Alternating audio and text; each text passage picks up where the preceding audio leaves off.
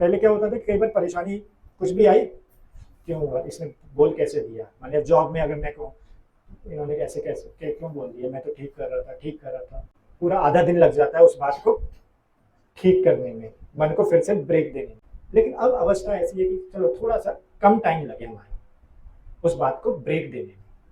एक गाड़ी होती है, आप गाड़ी को चला रहे हो, उसमें पेट्रोल पूरा अच्छे से भरा हुआ है, लेकिन अगर उसके ब्रेक ठीक से काम नहीं कर रहे हैं तो भी तो खतरा है ना,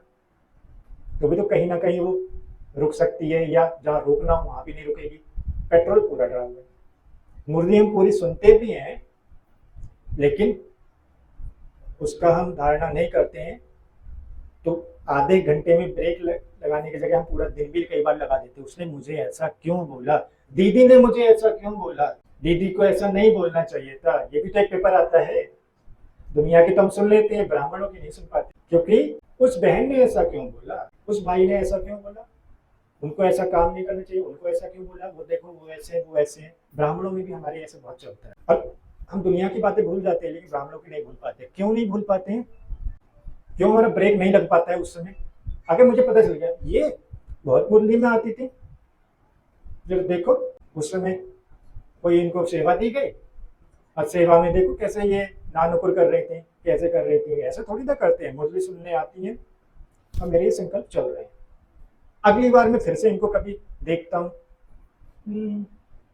कुछ बोलते नहीं लेकिन अंदर चल रहा है ये वही बहन, और अगली बार फिर से इनके साथ इन्होंने कुछ कुछ कर दिया, तो वो बैठ जाती है बात,